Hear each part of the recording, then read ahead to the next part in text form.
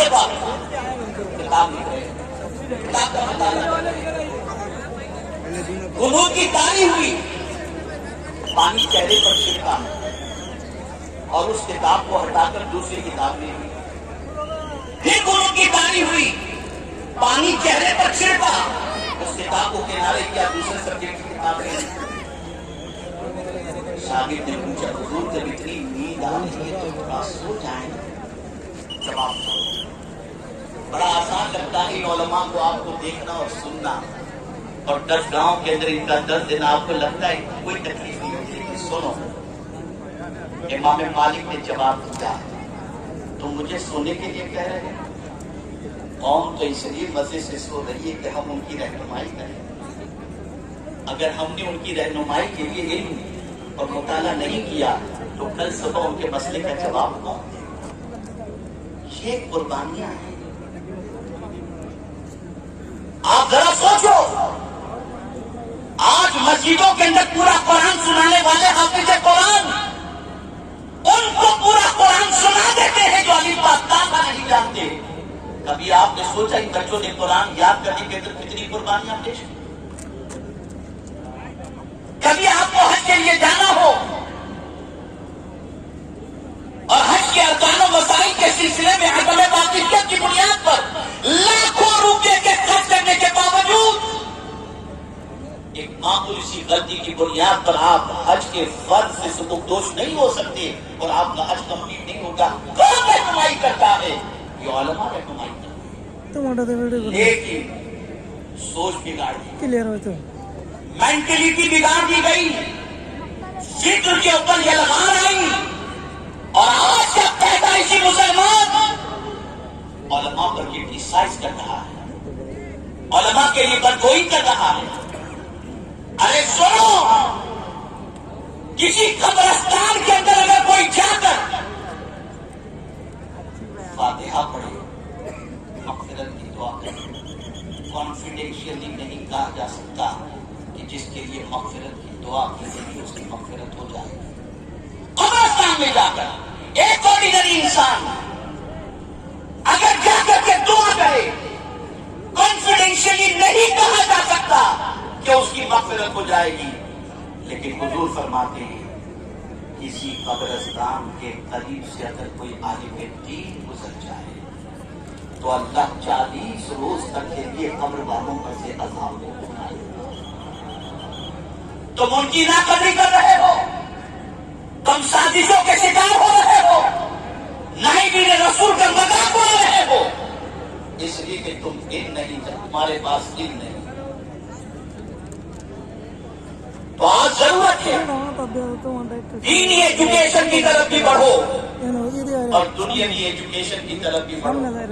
لیکن یہاں یہ میں بات عرض کر دوں، یہ نہیں کہ ہماری قوم صرف دنیاوی ایجوکیشن کے اندر افلاس کی شکار ہے، بلکہ ہماری قوم دنیاوی ایجوکیشن اور دینی ایجوکیشن دونوں ایجوکیشن میں مفلس ہے، مفلس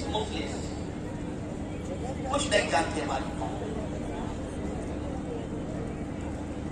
تو آپ علم کے لیے تیار ہو جائیں، آپ علم کے لیے کمر کس لیں، اور کوئی ایک لمٹ نہیں ہے۔ صحابہ کی زندگی دیکھو، آقا کریم صلی اللہ علیہ وسلم کے بہت سارے صحابہ نے علم حاصل کیا 60 65 70 سال کی عمر کے اندر، کوئی ایک لمٹ نہیں ہے۔ اور میں نے ہندوستان کے اخبار کے اندر آج سے کم و بیش 10 سال پہلے بہار کے ایک واقعے کو میں نے پڑھا تھا کہ ایک درخت کے نیچے 90 سال کا ایک بوڑھا وہ ہندی لکھنا سیکھ رہا۔ آج بہت سارے مسلمانوں کو قرآن پڑھنا نہیں آتا، بہت سارے مسلمان قرآن سیکھنے کے لیے بھی تیار نہیں، دین سیکھنے کے لیے بھی تیار نہیں، اور دنیا سیکھنے کے لیے بھی تیار نہیں۔ تو پہلا اسٹیپ ایجوکیشن کی طرف آپ کو قدم بڑھانا، اور یہی وہ راستہ ہے کہ رسول رحمت صلی اللہ علیہ وسلم ارشاد فرماتے ہیں جو علم کے لیے قدم بڑھاتا ہے اللہ اس کے لیے جنت کا راستہ آسان کے بعد کوئی بھی نوجوان اپنے آپ کو جہالت کی وادی کے اندر نہ رکھے، ورنہ کل قوم تمہیں اغوا کر کے تم سے غلط کام کروا کر جیل کی سلاخوں کے پیچھے ڈلوا دے، تمہیں اس کا ہوش بھی نہیں۔ علم حاصل کرو۔ اب اس کے بعد کوئی بھی نوجوان بے روزگار نہ رہے، مفت خور نہ رہے، جو بھی جائز کمائی کا ذریعہ اسے ملے وہ اس جائز کمائی کی طرف قدم بڑھائے، ناجائز قطعی طور پر نہیں۔ 2000 والا موبائل استعمال کرنے کو ملے کوئی پرابلم نہیں، لیکن حرام کی کمائی کے ذریعے کوئی بھی آئی فون استعمال کرنے کا شوق اپنے اندر پیدا نہ کرے، کمائے تو حرام۔ اب آئیے میں تھوڑا سا حلال روزی کی طرف آپ کو بتاؤں، اور یہ پیغام صرف نوجوانوں کے لیے نہیں، حلال روزی سے متعلق ہر اس کاروباری کے لیے ہے جو تجارت کے اندر اپنی قسمت آزمائی کر رہا ہے۔ آئیے آقا کریم صلی اللہ علیہ وسلم کا ارشاد میں آپ کی سماعت میں حوالہ۔ اچھا یہاں یہ بھی بتا دوں کہ بہت ساری جماعتیں ایسی بھی ہیں جو 4 مہینے کے لیے لے کر نکل جاتی ہیں، کاروبار چھوڑو، ایجوکیشن چھوڑو۔ اور میرا مولا کیا فرماتا ہے؟ کس دن کے لیے فرماتا ہے؟ جمعہ شدید الایام، شدید الایام۔ اللہ فرماتے ہیں اذا قضیت الصلاۃ نکال دیا مسجد سے باہر کہ جب تم جمعہ کی نماز ادا کر لو زمین پر پھیل جاؤ، وابتغوا من فضل اللہ، اور اللہ کا فضل تلاش کرو، یعنی روزی تلاش کرو۔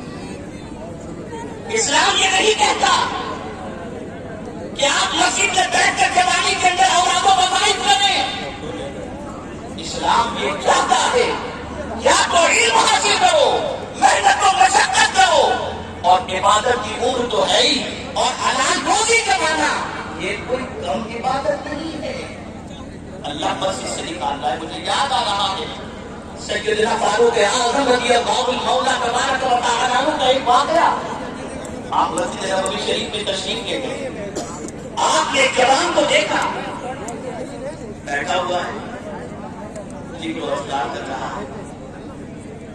آپ نے اس نوجوان سے پوچھا تو کوئی اللہ نے مجھے اتنا نوازا ہے کہ مجھے محنت کرنے کی ضرورت نہیں۔ فاروق اعظم رضی اللہ تعالیٰ نے اسے اٹھایا اور فرمایا تیری ضرورت تیری کمائی سے پوری ہو جاتی ہے، بیٹی انکم تیری اتنی ہے کہ جس سے تیری ضرورت پوری ہو جاتی ہے، لیکن ایک جوان کا اس طرح سے مسجد میں بیٹھنا مناسب نہیں۔ کیا کما اور تیری کمائی سے دوسروں کو فائدہ پہنچا، یہ بھی ایک کام ہے۔ آپ کیا کہتے ہو خاندان کھانے کی طاقت رکھتا ہے، لیکن کوئی جوان علم کی طرف، سوشل ایکٹیویٹیز کی طرف، دوسروں کی مدد کی طرف، اور اسی کے ساتھ ساتھ دوسروں کو فائدہ پہنچانے سے غفلت کا شکار نہ ہو۔ آئیے رسول اعظم صلی اللہ علیہ وسلم نماز ہی فرض ہے، ہم نے سمجھائے روزہ ہی فرض ہے، ہم نے سمجھائے حج ہی فرض ہے، ہم نے سمجھائے زکات ہی فرض ہے، لیکن قرآن جائے رسول فرماتے ہیں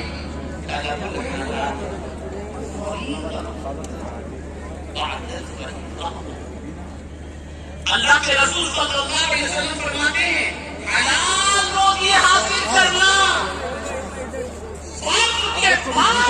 ایسا ایک دم صحیح شاکر علی نوری صاحب نے بولے نا، جو جو بولے اس کو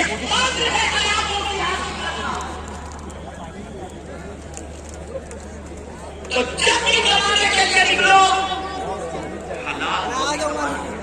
نکلوں گا نا میں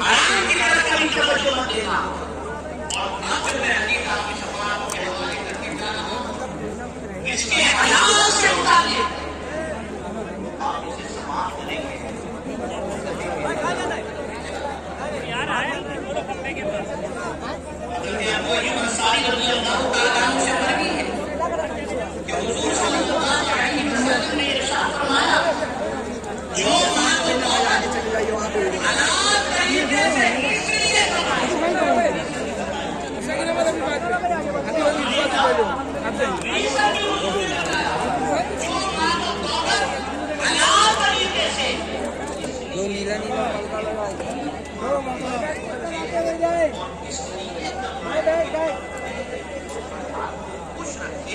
اور اپنے پڑوسی پر مہربانی کرے، وہ اللہ تعالیٰ سے اس حال میں ملاقات کرے گا کہ اس کا چہرہ نوکری کے نام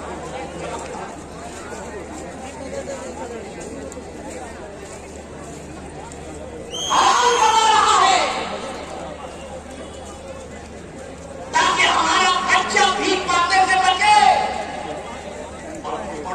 اس کا تھوڑا سائڈ میں ہو جائیے نا پلیز،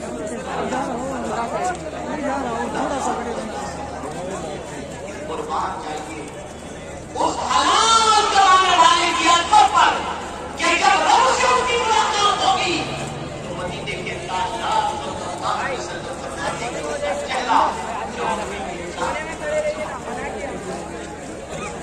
پیارے آقا صلی اللہ علیہ وسلم کے پیارے دیوار آج کیوں زبان سے گالی نکل رہی ہے،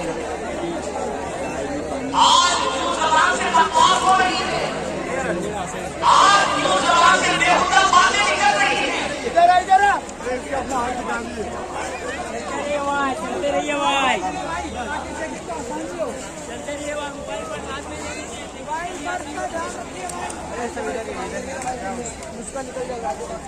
آقا کریم صلی اللہ علیہ وسلم ارشاد فرماتے ہیں جو شخص 40 دن تک حلال کھانا کھائے